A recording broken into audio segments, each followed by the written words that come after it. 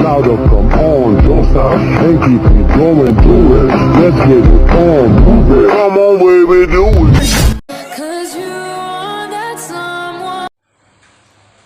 Quantity of equilibrium.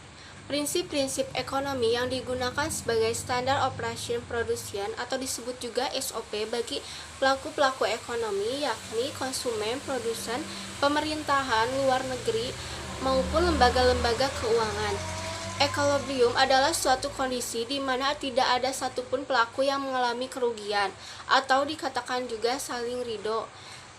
Teori ekonomi mikro dikatakan sebagai keseimbangan pasar, disebut juga market equilibrium, yang mewujudkan harga keseimbangan, price equilibrium, dan kuantitas keseimbangan, quantity of equilibrium, antara pelaku ekonomi, konsumen, dan produsen, atau disebut juga penjual dan pembeli.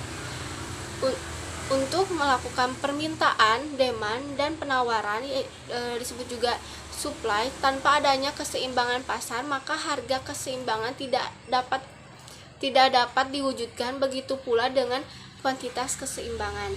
Terima kasih. Ada dua kondisi disequilibrium. Yang pertama adalah ekses permintaan atau shortage, yang dimana kuantitas yang dipasok lebih kecil daripada kuantitas yang diminta. Yang kedua, ada ekses pasokan atau surplus, yang dimana kuantitas yang dipasok lebih besar daripada kuantitas yang diminta. Biasanya ketika terjadi ekses permintaan, harga akan cenderung naik. Produsen meningkatkan pasokan dan perlahan menaikkan harga. Begitu juga konsumen juga akan mengurangi kuantitas karena harganya cenderung tinggi. Sedangkan ketika terjadi ekses pasokan, harga akan cenderung turun. Produsen mengurangi pasokan dan menurunkan harga. Sedangkan konsumen meningkatkan permintaan karena harganya yang murah. Keseimbangan harga dapat terjadi tergantung kekuatan permintaan dan penawaran. Dengan kata lain, jika permintaan konsumen lebih kuat dibandingkan penawaran produsen, maka harga suatu produk akan meningkat. Begitupun sebaliknya. Bila penawaran yang lebih kuat daripada permintaan, harga barang pun akan menurun. Menghitung jumlah keseimbangan dalam pasar.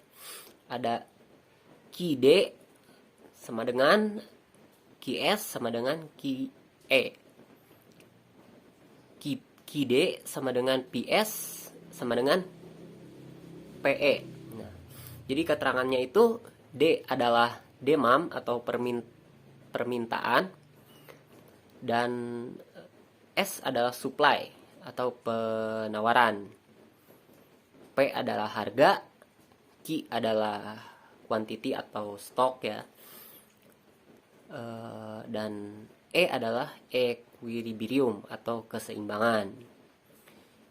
Bila dideskripsikan dengan sebuah grafik ya, keseimbangan pada pasar muncul pada titik potongnya ya ada.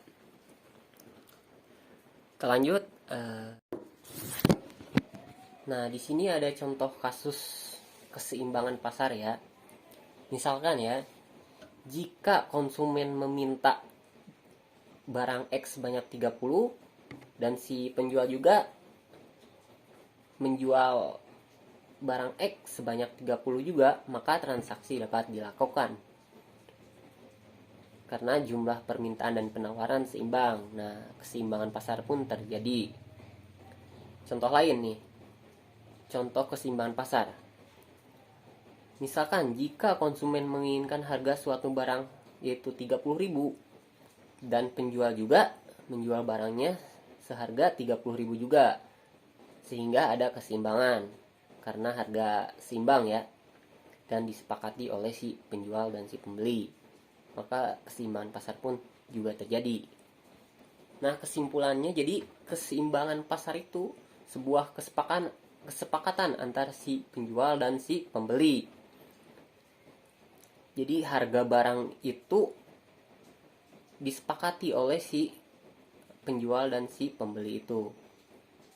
Sekian presentasi dari kelompok kami. Mohon maaf bila ada kekurangan dan kesalahan. Wassalamualaikum warahmatullahi wabarakatuh.